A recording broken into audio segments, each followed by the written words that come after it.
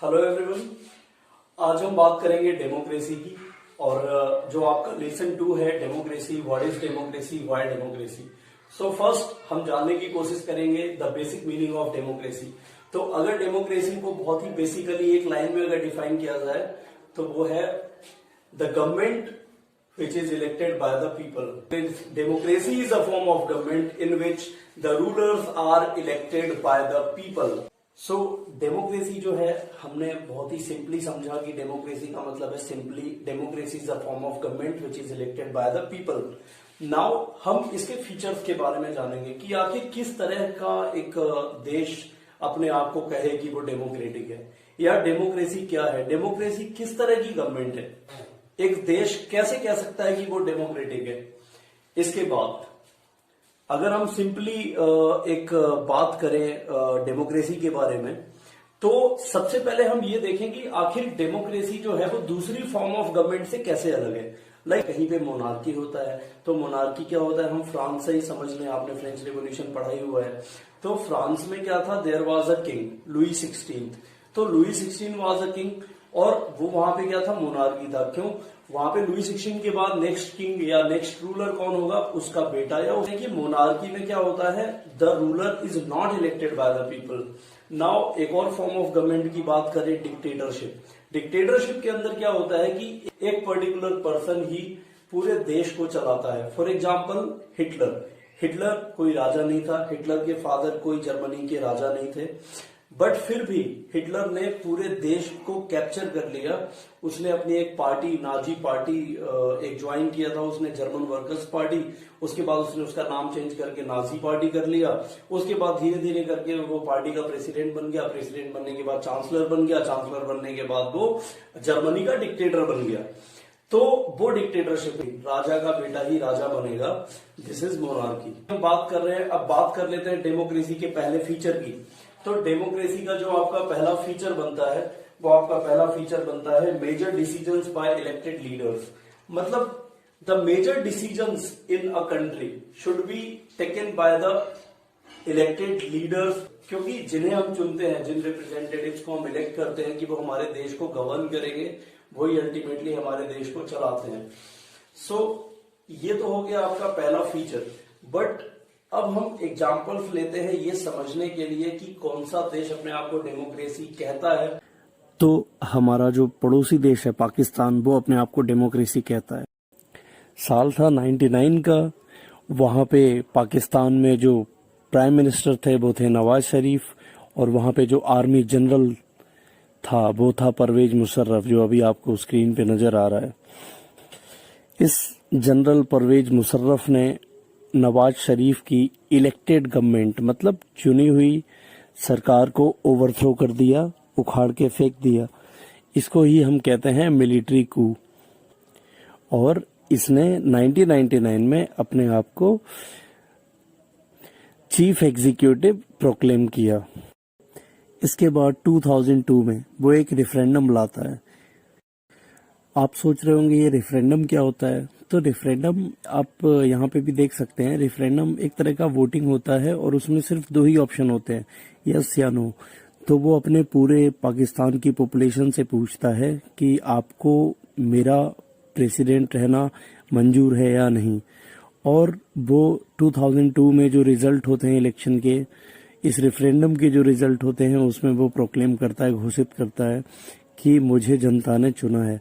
लेकिन इसमें भी जो वहाँ पे पाकिस्तान में जो मीडिया होती है, पाकिस्तान में जो डेमोक्रेसी एक्टिविस्ट होते हैं, मतलब डेमोक्रेसी के जो कार्यकर्ता होते हैं, ये सभी लोगों को लगता है कि नहीं, इसने परवेज मुशर्रफ ने किसी प्रकार का इसके अंदर धोखाधड़ी की है, माल प्रैक्टिसेस किया है, जो आपकी बुक में भी लिखा हुआ है माल प्रैक्टिसेस वर्ड।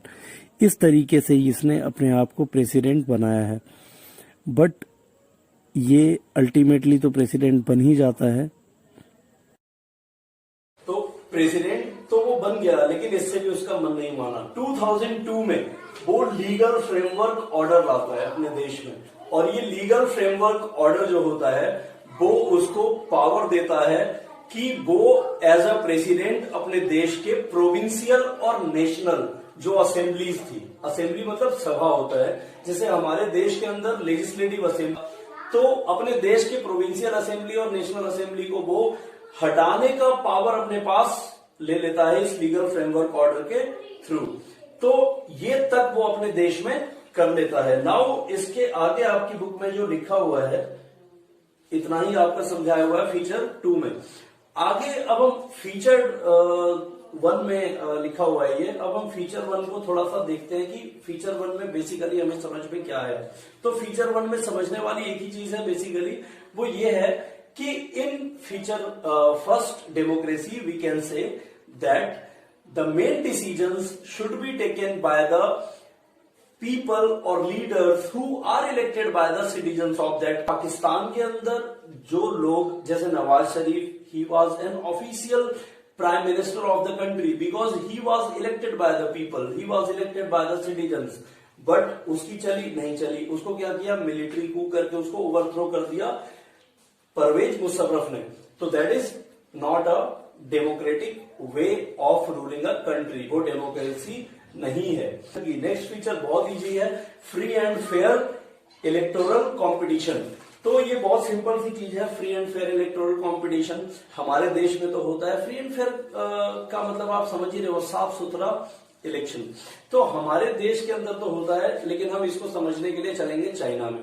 तो चाइना के अंदर बेसिकली है क्या कि चाइना के अंदर बहुत ही अजीब सिचुएशन है और वहां पे केवल एक ही पार्टी है, ये वाली CPC, communist party of China. और वो आपने सुना होगा जैसे एक इंसान अकेले रेस दौड़ता है, मतलब एक कहीं पे रेस ऑर्गेनाइज हो रही है और वहां पे सिंगल एक आदमी रेस दौड़ रहा है, तो जीतेगा कौन? जब एक ही लड़का रेस दौड़ रहा है तो एक ही लड़का वही फर्स्ट आएगा। बस यही हाल चाइना में।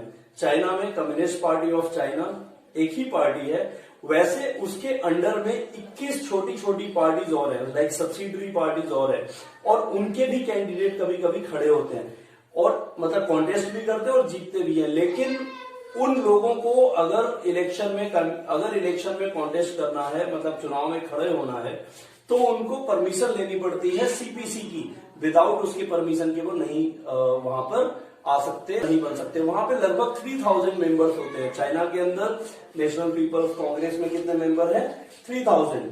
सो इस नेशनल पीपल कांग्रेस का नाम देखिए, ये मैंने लिख दिया है, ये आप पढ़ सकते हैं, यहाँ पे लिखा हुआ है क्वांगो रेमेन डाइबियो डहाई। इसके बाद हम बात करेंगे कि इस नेशनल पीपल्स कांग्रेस के जो कुछ लोग होते हैं ये आर्मी के द्वारा भी इलेक्ट किए जाते हैं।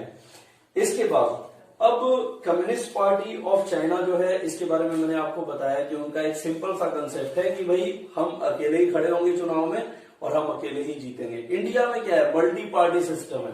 मल्टी पार्टी मतलब बहुत सारी पार्टी, यहाँ पे ये पार्टी है, जेडीयू है, बीजेपी है, कांग्रेस है, समाजवादी पार्टी है, बहुजन समाजवादी पार्टी है, डीएमके, एआईडीएमके, बहुत सारी पार्टीज है हमारे। फ्री एंड फेयर इलेक्शन जो हम पढ़ रहे हैं, इसके अंदर हम एक एग्जाम्पल हमने किसका लिया? चाइना को।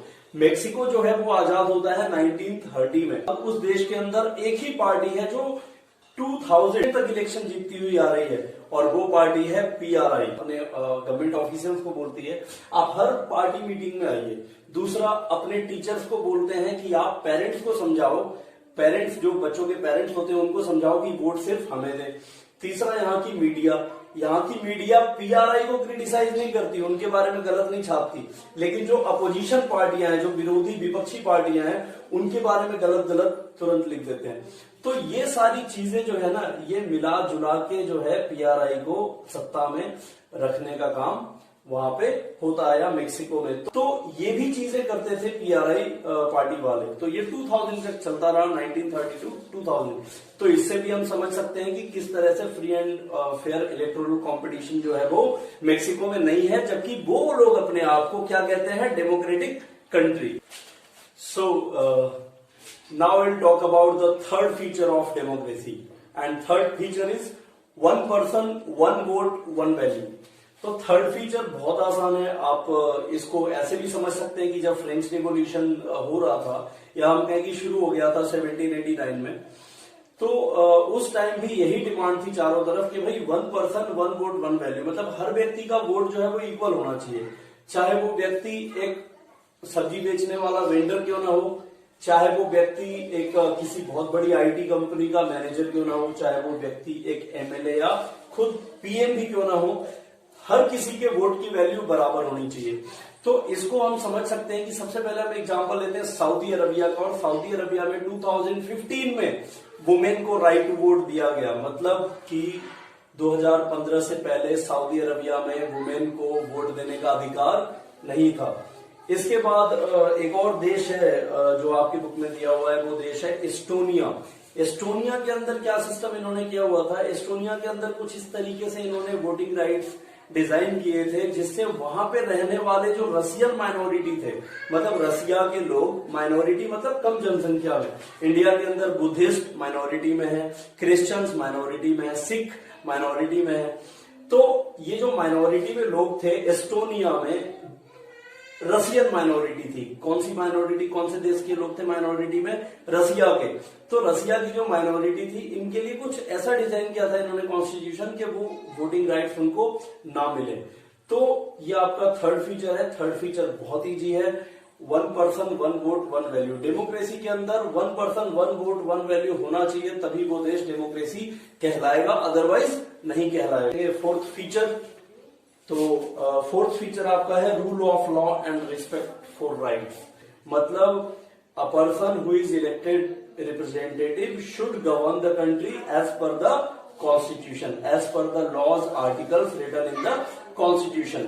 सो इसके अंदर जो है आपका सबसे पहला हम एग्जांपल लेते हैं जिम्बाब्वे का। और जिम्बाब्वे के अंदर 1980 में, जिम्बाब्वे के अंदर कब आजाद होता है जिम्बाब्वे? 1980 में। और 1980 में जब ये व्हाइट सेटलर्स जो यहाँ पे पहले माइनॉरिटी में थे, व्हाइट, जैसे साउथ अफ्रीका में भी माइनॉरिटी में व्हाइट थे, बट उन्होंने साउथ अफ्रीका को गुलाम बना के रखा हुआ था 1994 तक। 1994 में साउथ अफ्रीका आजाद हुआ। जेनू पीएफ के जो लीडर थे वो थे रॉबर्ट मुगाबे। तो रॉबर्ट मुगाबे ने क्या किया कि जो वहां पे लोग थे उनसे राइट टू प्रोटेस्ट भी छीन लिया। मतलब कोई वहां पे प्रोटेस्ट नहीं कर सकता था रॉबर्ट मुगाबे के वहां पे प्रेसिडेंट रहते हुए। तो इसके बाद इन्होंने और क्या किया कि वहां पे जो लाइक मीडिया पर्सन थे उनको भी बोल दिया कि भाई you can not criticize the government. So fourth feature हम पढ़ रहे हैं और इसके अंदर बहुत ही सिंपल कंसेप्ट है कि एक जो पार्टी जो जीत के आई है सत्ता में, वो कॉन्स्टिट्यूशनल लिमिट्स के रहते हुए, कॉन्स्टिट्यूशनल लिमिट्स में ही कोई भी फंक्शन कर सकती है। वो संविधान के बाहर जाके कोई भी फंक्शन नहीं कर सकती।